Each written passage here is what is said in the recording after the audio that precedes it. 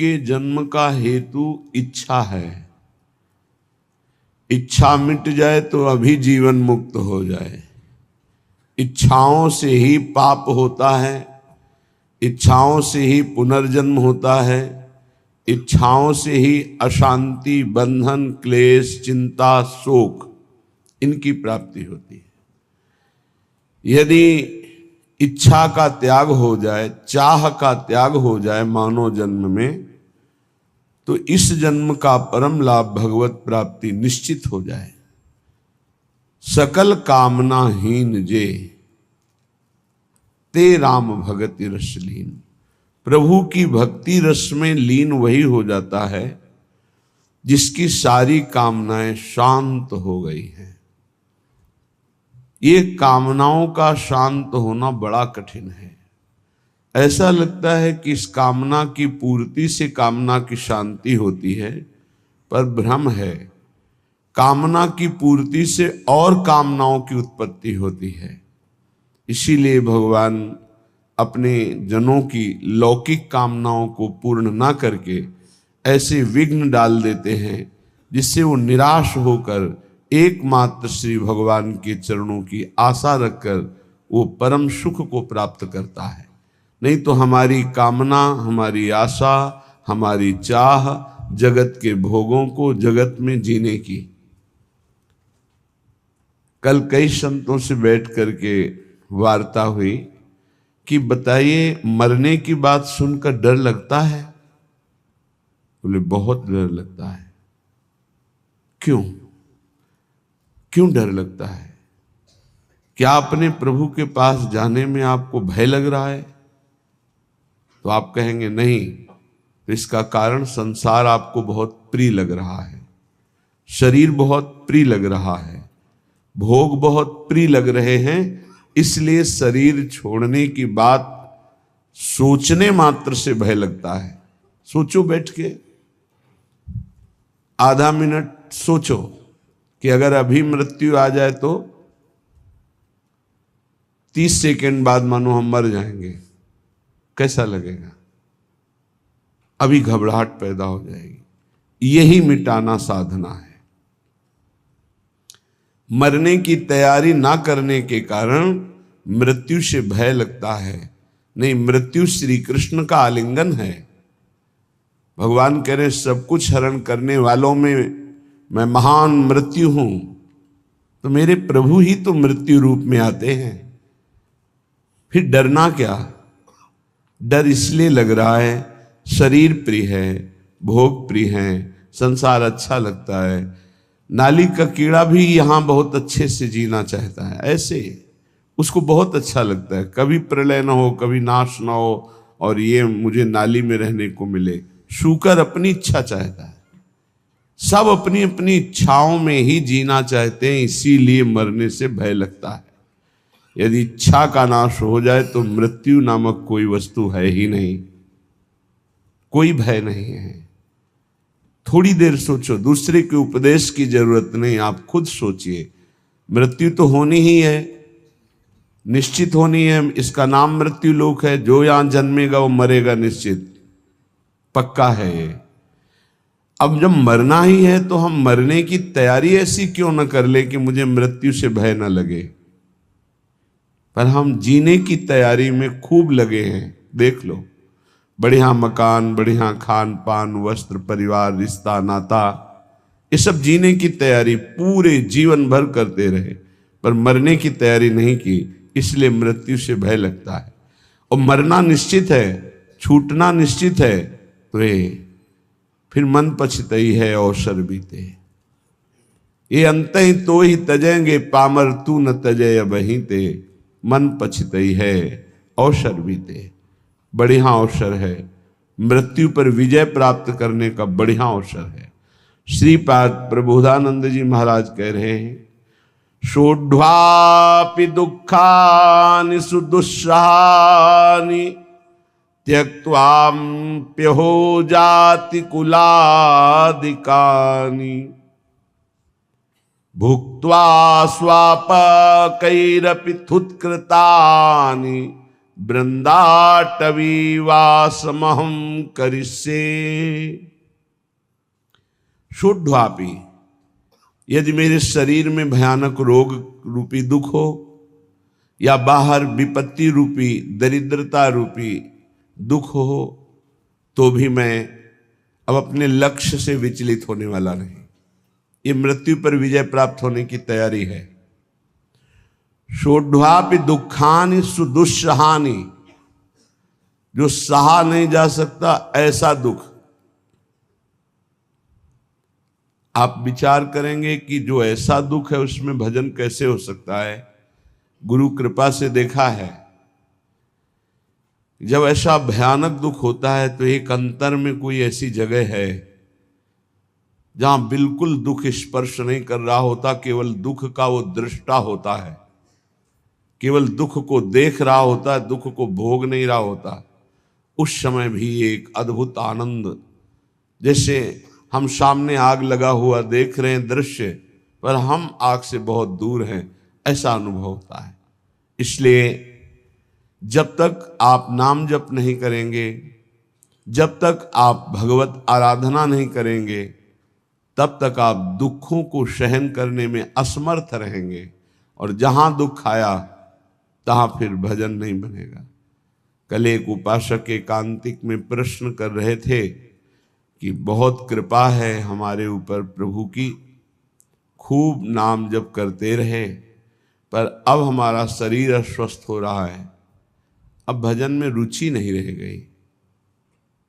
ऐसा कैसे हो सकता है कि आपका खूब नाम जप चल रहा हो, खूब अच्छा लग रहा हो, फिर भजन छूट जाए रोग में, और साधारण रोग, शुगर हो जाना, ब्लड प्रेशर हाई लो हो जाना, ये तो सबके लगभग लगभग है। कोई बिरला ही बचता है जिसके शरीर में रोग ना हो, ये कलिकाल है। अगर रोग ये साधारण आने पर आपका भजन छूट जाता है, तो असाध्य रोगों में क्या करेंगे आप? तो फिर प्रभु को भूल ही जाएंगे। तो आपकी तैयारी क्या रही? तैयारी तो इसी बात की है कि भारी विपत्ति बाहर और अंदर शरीर रोग ग्रसित पर हम आपका भजन नहीं छोड़ेंगे। शुद्ध्वापि दुखानि सुदुस्सहानि, ऐसा दुख जो सहा नहीं जा रहा, उस समय भी हम राधा राधा राधा राधा ऐसा रटेंगे। त्यक्त्वाप्य हो जाति कुलादिकानि, हमारे कुल के, हमारे जाति के, हमारे परिवार के त्यक्त्वा, हमें त्याग दे, तो भी मैं ऐसी परिस्थिति में भी प्रभु का स्मरण नहीं छोड़ूंगा। भुक्त्वा स्वापाकैरपि थुत्कृतानि, बहुत ऊंची बात कह रहे हैं कि यदि मुझे श्रीधाम वृंदावन का वास मिले, आश्रय मिले, और मुझे नीच जनों का जूठन पाना पड़े, तो मैं वो पा करके रहूंगा, पर अब मृत्यु की तैयारी में कसर नहीं रखूंगा, अब मृत्यु पर विजय प्राप्त करूंगा। धाम का आश्रय लेकर सत्संग करते हुए नाम वाणी में ऐसा चित्त डुबोऊंगा कि शरीर अस्वस्थ हो तो भी भजन न रुके, भारी विपत्ति हो तो भी भजन न रुके, परिवार के लोग हमें त्याग दें तो भी भगवद आश्रय न छूटे, और हमको जूठन मांग के खानी पड़े तो भी भगवद आश्रय नहीं छोड़ेंगे। ऐसे पुरुष को परम पद की प्राप्ति होती है। इतना धैर्यवान होना चाहिए।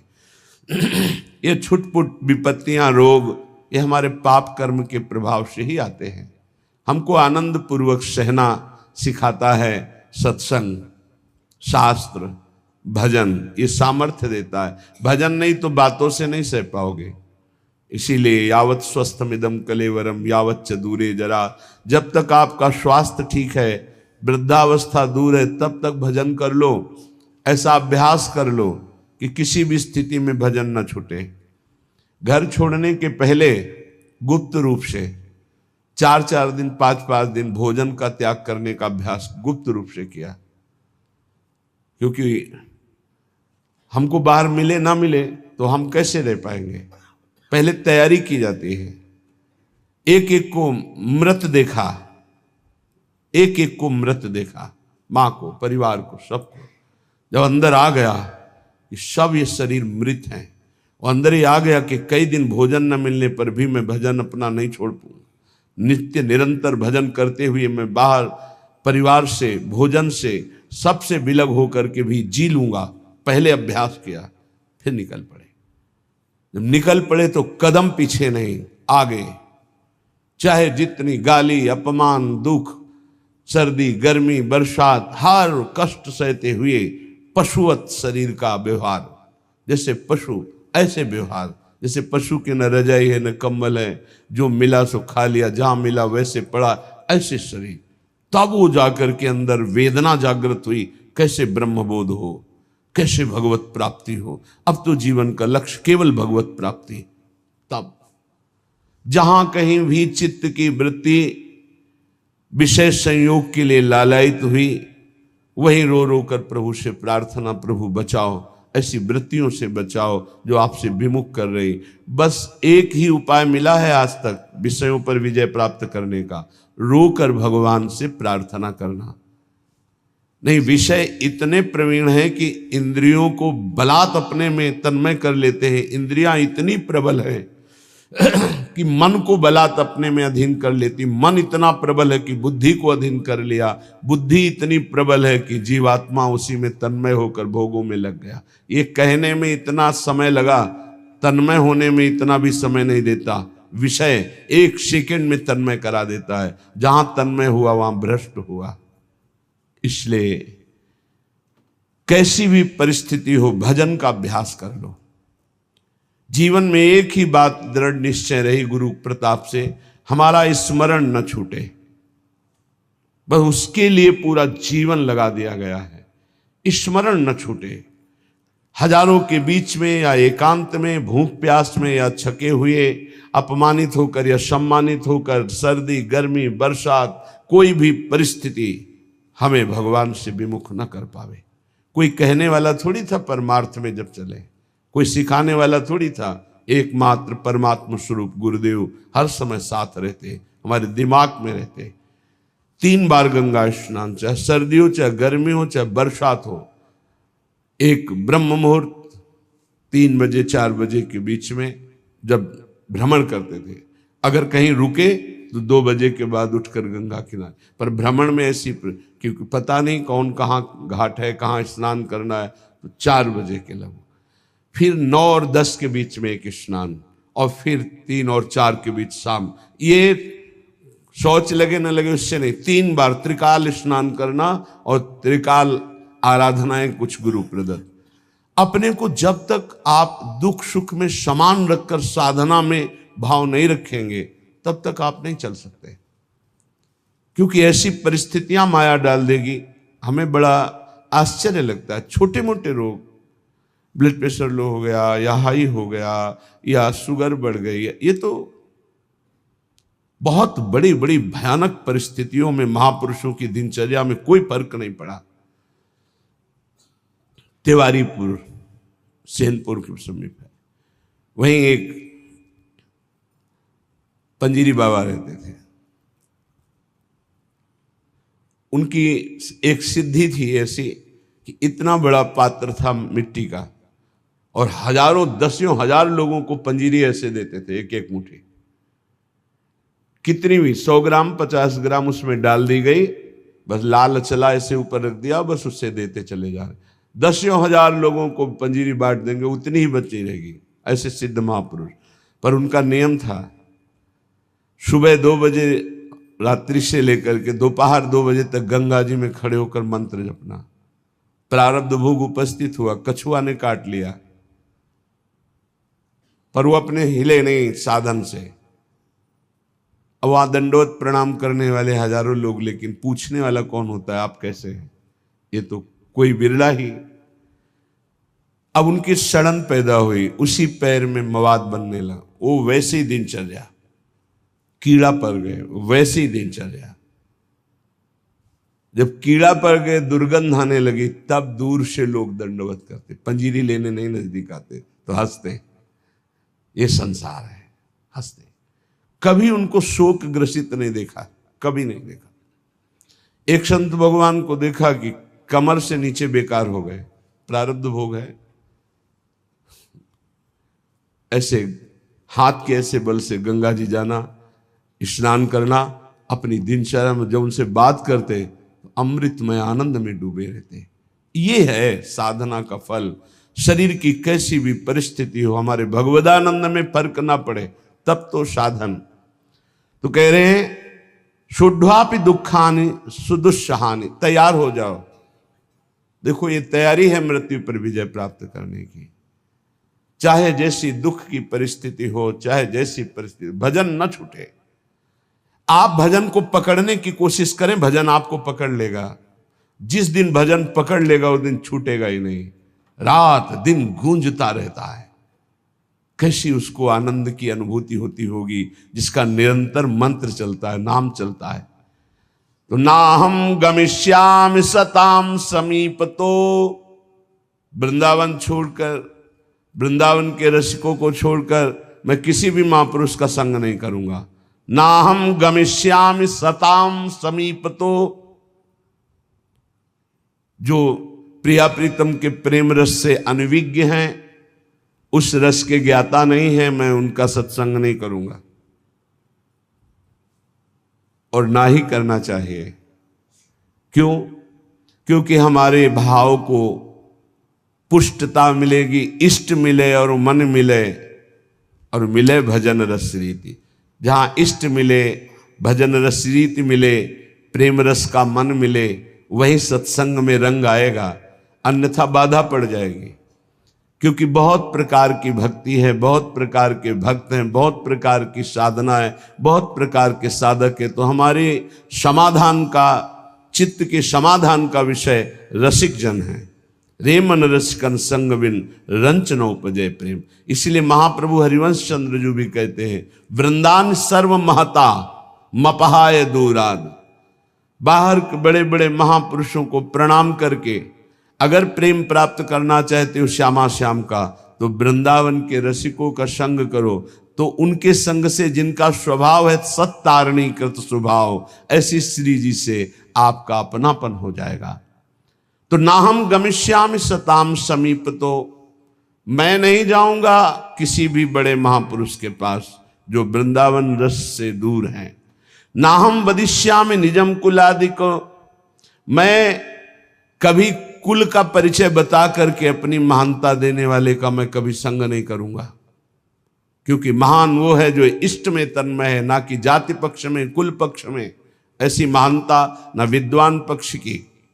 विद्या रूप महत्व कुल धन जौवन अभिमान, इनका आदर नहीं होता। अगर इनका आदर होता है तो असत का आदर होता है, असत का संग होता है। श्रीपाद करें, ना हम वदिष्याम निजम कुलादिकम, ना मैं अपने कुलादि का परिचय दूंगा और ना कुल का परिचय देने वालों का संग करूंगा। ना हम मुखम दर्शितास्मि कस्यचित्, मैं ऐसे का कभी मुख भी नहीं देखना चाहूंगा जो प्रिया प्रीतम से विमुख होकर के संसार के राग रंग में मगन है। वृंदाटवी वास कृतेति साहसी, मैं अत्यंत साहसी होकर के, असंग रह करके श्री प्रिया प्रीतम का निरंतर भजन करूंगा। आह कीदृक् पुण्य राशे, आहा कैसे पुण्य प्रकट हो गए कि हमारी श्री जी की करुणा उदय हुई और मुझे वृंदावन धाम का वास मिला, आने को मिला, दर्शन करने। आहा कीदृक् पुण्य राशे सुपरिणतरियम केयमाश्चर्य रूपा, कारुण्य उदार लीला स्फुरति भगवतः कोनु लाभोद्भुतोयम। आहा मेरे सारे पुण्य फलीभूत हो गए, मुझे वृंदावन आने को मिला, वृंदावन में दर्शन मिले बिहारी जी के, राधा वल्लभ जी के, राधा रमण जी के, रसिकों का संग मिला, मेरे पुण्य फलीभूत हो गए। आहा आहा क्या आश्चर्य में करुणा उदारता प्रकट हुई कि मुझे परम रूप राशि श्री प्रियाजू के चरणों की शरणागति मिल गई, जो परम करुणा उदार का साक्षात वपु हैं। श्री जी के रूप का एक ऐसा प्रभाव कि रोए बिना नहीं रह सकते आप। करुणा, दयालुता टपक रही है श्री जी के रूप से। वो मतलब सामर्थ्य के बाहर की बात है, कोई वर्णन कर सके। ऐसे नेत्र है, ऐसी करुणा है, ऐसा अपनापन है कि बस चिल्ला चिल्ला के रोने का मन होता है। तो कहते आहा, हमारे ऊपर कितनी करुणा हुई, केम आश्चर्य रूपा, कैसा ये आश्चर्य में रूप है मेरी प्यारी जू का। कारुण्य उदार लीला स्फुरति भगवतः कौन लाभोद्भुतोयम, जहां जिनकी करुणा उदारता का लाभ स्वयं भगवान ले रहे हैं, वो रूप हमारी स्वामिनी जू का। मैं उनका शरणागत हूं। यद्वा नाश्चर्य में तन निज सहज गुणम मोहित श्री विधिशा, मेरी स्वामिनी जू का ऐसा सौंदर्य है, ऐसा प्रेम है कि लक्ष्मी ब्रह्मा शिवादि देवगण भी मोहित हो रहे हैं। यद्वा नाश्चर्य में तन निज सहज गुणम मोहित श्री विधि ईशा, श्री लक्ष्मी जी, विधि ब्रह्मा जी, ईश भगवान महादेव, उच्चैर वस्तु, ऐसी दिव्य प्रेम वस्तु वृंदावन मिद मवन उयत स्वयं प्रादुरस्ते, मुझे वृंदावन की भूमि ने प्रदान किया। श्री स्वामिनी जू का रूप, स्वामिनी जू की शरणागति, स्वामिनी जू का राधा नाम, जिसे लक्ष्मी जी, ब्रह्मा जी, भगवान शिव आदि देवगण भी मोहित हो रहे हैं। ऐसा प्रेम, जिस उदारता का लाभ स्वयं भगवान श्री कृष्णचंद्र जी ले रहे हैं, ऐसी स्वामिनी मुझे मिली। ये सिर्फ वृंदावन भूमि की कृपा। इसलिए मेरी जिह्वा रटन वृंदारण्येत्यविरत मटस्तत्र परितो, नटन गायन प्रेम्णा पुलकित वपुस्तत्र विलुठन, त्रुटत सर्वग्रंथि स्फुटदति रसोपास्ति पटिमा, कदाहम धन्यानाम मुकुटमणिरेशोस्मि भविता, मैं बन गया सबका मुकुटमणि। ये देखो, हम श्यामाजू के बल अभिमानी। कदाहम अहम धन्यानाम, मैं धन्यों में धन्य हो गया। मुकुटमणि रेशोस्मि, अस्मि मैं, भविता मैं मुकुटमणि बन गया। किस बात से? क्योंकि मुझे ऐसी प्यारी जू की शरणागति मिली, मुझे प्यारी जू का नाम रटने को मिला। तो रटन वृंदारण्य, मैं वृंदावन में रहकर राधा राधा राधा ऐसा रटूंगा।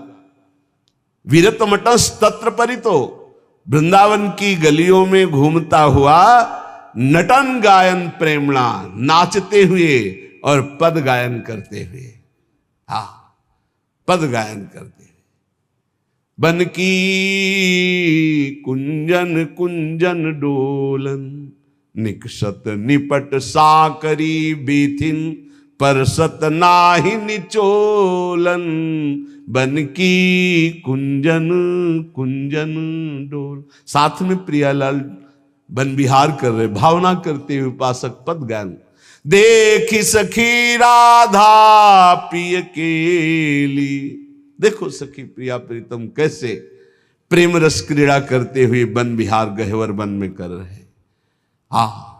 सुंदर पुलिन सुभग सुखदायक, नव नव घन अनुराग परस्पर, खेलत कुंवर नागरी नायक। सखी देखो कैसे यमुना का पावन पुलिन है, नवीन नवीन अनुराग में डूबे हुए नव किशोरी नव किशोर कैसे पावन यमुना पुलिन के तट पर क्रीड़ा कर रहे, खेल रहे हैं। आज निकुंज मंजू में खेलत नवल किशोर नवीन किशोरी। देखो सखी आज सुंदर नवम नवम जहां शोभा प्रकाशित हो रहे, ऐसे नवीन निकुंज में हमारी नवल किशोरी जो खेल रहे। देखो सखी आज दोनों प्रिया प्रीतम अपने कर कमल में सुंदर सुंदर नील कमल और स्वर्ण कमल लेकर सैया की रचना कर रहे हैं। नवल नागर किशोर मिली, कुंज को मल कमल दलन सिज्या रची। ऐसे विविध पदों को गाते हुए भाव में डूबा हुआ, नटन गायन प्रेमणा पुलकित वपुस्तत्र बिलुठन, नाचता हुआ गाता हुआ और रज में लौटता हुआ। ये मेरी प्यारी जू प्यारे जू की चरण रज है, ये रसिकों की चरण रज है। बार बार अपने शरीर को अभिषिक्त करता हुआ, त्रुटत सर्व ग्रंथि, जड़ चेतन की ग्रंथ टूट गई, चिदानंद स्वरूप प्रकाशित हुआ। तो क्या कदाहम धन्या नाम, मैं धन्य हो गया। मुकुटमणि रेशोस्मि भविता, मैं मुकुटमणि बन गया, भक्तों का मुकुटमणि। ये सर्वोपरि महामाधुर्य रस में स्थित गर्व से कहते हैं धन्या नाम मुकुटमणि रेशोस्मि अस्मि भविता, क्योंकि वृंदावन की भूमि ने मुझे महान बना दिया। निरंतर राधा नाम गायन करते हुए, राधा यश गायन करते हुए, रज का सेवन करते हुए अपना जीवन वृंदावन को दे दिया। तो धन्या नाम, धन्य धन्य धन्य तेरी जी इनके उपासी है। ये परिचय संतों की, रसिकों की वाणी से प्राप्त होता है। धन्य है उनका जीवन जिनको संत समागम मिला। संत वचन के अनुशीलन से होती निर्मल मति है, श्री हरि के चरणों में जिससे बढ़ती अविचल रति है। रीझ उसी से भक्त जनों के बश होते बनवारी, दर्शन दे राधा प्यारी संहरते बाधा भारी। जब प्रेमी रसिकों के वचनों का श्रवण करने का सौभाग्य मिलता है तो प्रिया प्रीतम के मिलने की चाह प्रकट हो जाती है। ऐसे तो संत भगवान संपूर्ण